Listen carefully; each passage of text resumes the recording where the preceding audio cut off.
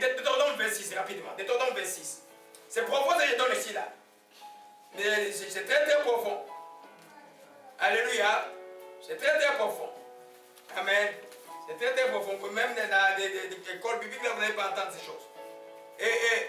Deutéronome 26, rapidement. Allons-y. Amen. Au verset 12. Alléluia. Oh Marasakash. Amen. Lorsque tu auras achevé d'élever toutes les dîmes de la troisième année, tu la donneras aux Lévites. Tu la donneras aux Lévites. Amen. À l'étranger, à l'orphelin, à l'évêque, ils mangeront avec toi.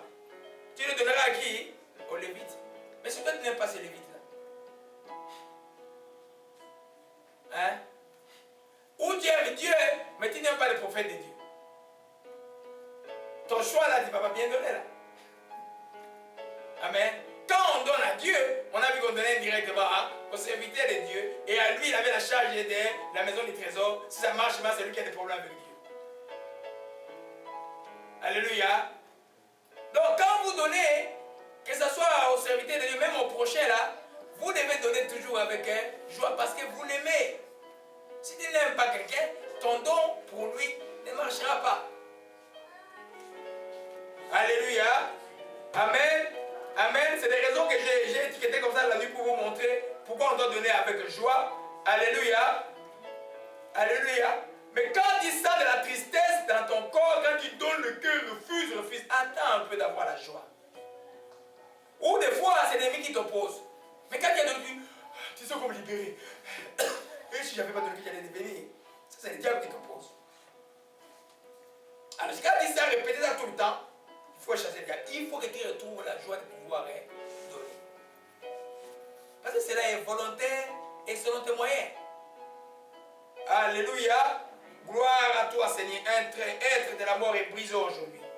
L'être de la mort est brisé, c'est serpent. Le serpent est brisé aujourd'hui. Honnêteté. Honnêteté seulement honnêteté. Oshimalakaya. L'hiver est fini mon thème. Mon thème est Anza Mezaliwana. Oshimalakabaranakaya. Alléluia. Amen. Dès Corinthiens 9, on a quitté l'Ancien Testament. Il y en a qui vont dire c'est une partie de l'Ancien Testament. On est maintenant dans les épîtres, qui sont les lettres explicatives de Jésus-Christ. Dès Corinthiens 9, verset 7, verset 6 et verset 7. Que chacun donne comme il a résolu à son cœur, sans tristesse ni contrainte, car Dieu aime celui qui donne avec joie. Amen. Sans tristesse et contrainte. Dieu aime celui qui donne avec joie. Tu dois pouvoir être satisfait comme quelqu'un qui a bu de l'eau fraîche quand il a donné. C'est bon. Amen. Il ne faut pas que tu donnes. Qu'est-ce que tu vas arriver? Non, non, non. Quand tu dois être comme quelqu'un qui a étanché sa soif. Alléluia. Amen. Gloire à toi, Seigneur. Que ton nom soit béni et soit exalté. Entrez dans la paix maintenant. Alléluia, alléluia, alléluia. Amen. Amen. Regarde-moi encore ces gens de Macédoine dans 2 Corinthiens 8, verset 2. Amen. La Bible dit qu'au milieu de beaucoup de quoi? Des tribulations. Pour ceux qui ne comprennent pas les tribulations, des difficultés, des malheurs, des tracasseries. Amen.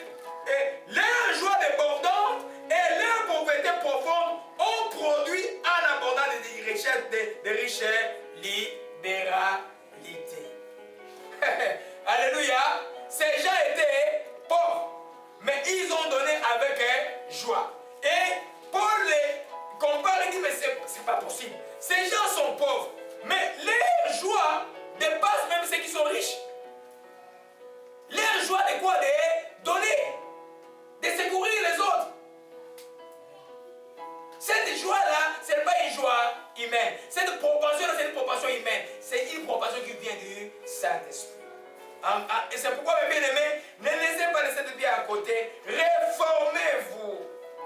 Dis, Seigneur, bois et moi comme le protège. Je vais te redécouvrir. Laisse-moi te redécouvrir. Je vais recommencer parce qu'à la maison de prière, maintenant, c'est des reboisements. C'est des reboisements. Si vous allez détourner des petits enfants, Dieu va faire des petits enfants, vous allez détourner de ça. Alors, si vous vous sentez encore lourd, réformez-vous. Alléluia. 2 Corinthiens 8, Oshimara kabarata kashi. Yes, yes, Mando. Koshimara baronda koshike. Alléluia. J'en suis témoin, ils ont donné sur leurs possibilités, même au-delà de ce qu'il a.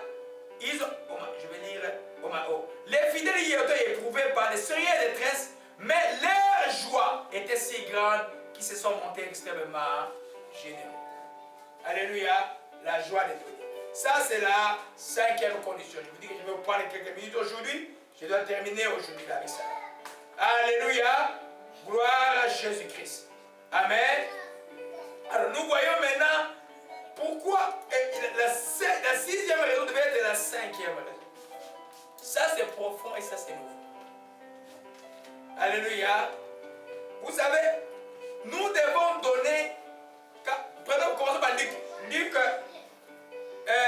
mon fils Acharaf, lis-moi Luc 6, verset 38. Luc 6, verset 38. Tu le lis à haute voix. Alléluia. Luc 6, verset 36. 38.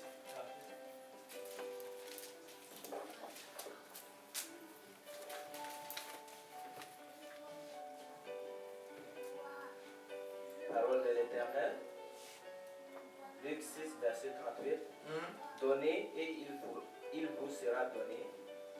On versera dans votre sein une bonne mesure, serrée, secouée et qui déborde. Amen. Donnez et vous sera donné, et on versera dans votre sein une bonne mesure. Je vais prendre un verbe pour expliquer cela. Serré, secoué, qui déborde. C'est quoi on versera? On versera veut dire quoi? C'est une promesse. Dieu promet, mais quand vous donnez, il vous sera donné et on versera dans votre mesure une mesure sérieuse, secouée qui déborde. On vous donnera plus que ce que vous avez sémé. C'est une promesse. Une promesse requiert toujours la foi. Donc la 6e condition, il faut donner à Dieu avec la foi. Avec amour et joie, mais avec foi aussi. Parce que dans la chrétienté, il y a une récompense aussi, terrestre et céleste. Mais beaucoup de fois, pour vous exploiter juste ces dernières dimensions de foi sans voir ce que je vous ai enseigné. Mais la foi, c'est important quand tu donnes. Il dit qu'il vous sera donné. Donc quand il y a le Père, tu es sûr que tu le prendras parce qu'il a dit que sera arrosé celui qui arrose. Alléluia. Alors, il faut donner avec foi. Alléluia. Parce que c'est une sémence. Tu la sèmes avec foi, tu attendras la récolte. C'est pourquoi quand tu sèmes avec foi, tu ne te troubles plus. Tu sais que la récolte sera là. Alléluia. J'ai mis ça en dernier pour que nous comprenions. Parce que les gens sont faciles à aller dans la prétention à avoir la foi sans les premières conditions que j'ai énumérées. Vous passez la première condition juste à la 5e. Maintenant, vous mettez la foi les derniers. Alléluia. Donnez avec foi. Il vous sera versé. Par qui? Par Dieu. Alléluia. Amen. C'est pourquoi une offrande, une aumône n'est jamais perdue. On revient encore sur Corneille. Acte chapitre 10. La Bible dit simplement ceci que Corneille, Dieu s'est souvenu de quoi? De tes aumônes. Et le produit de ces aumônes, la récompense de ces aumônes est que le salut était entré dans sa maison. Alléluia. C'est-à-dire qu'il y a la foi, il y a l'amour quand vous faites des choses. Parce que c'est promis là. Dieu a promis. Toute promesse de Dieu, pour qu'elle s'accomplisse dans nos vies, il faut avoir la foi. Oh, Hachem Alakaya. Alléluia. Alléluia. Amen. Allons un peu dans Galates 6, verset 9. Oh, Shimalakabatasa. L'ange de Dieu agit maintenant. L'ange de Dieu agit. Oh, Marama, oh, Shimalaka. Et Santo, Chandra, Komarama, Shikamanakaya. Et sagesse est là. Oh, Marakashi, Makaya. Galates 6, verset 9. Ne nous laissez pas de faire le bien, car nous allons moissonner au temps convenable si nous ne nous relâchons pas.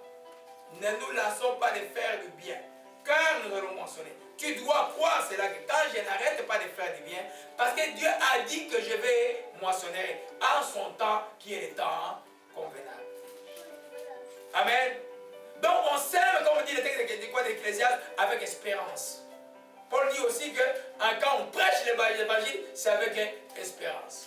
C'est tout à fait normal, quand je prêche les amis, je crois que, ça c'est Paul qui le dit, et qui dit que je vais récolter des fruits de vos vies. Spirituellement et aussi matériellement. On est dans les grandes choses profondes là maintenant. Vous voyez comment ça vient là?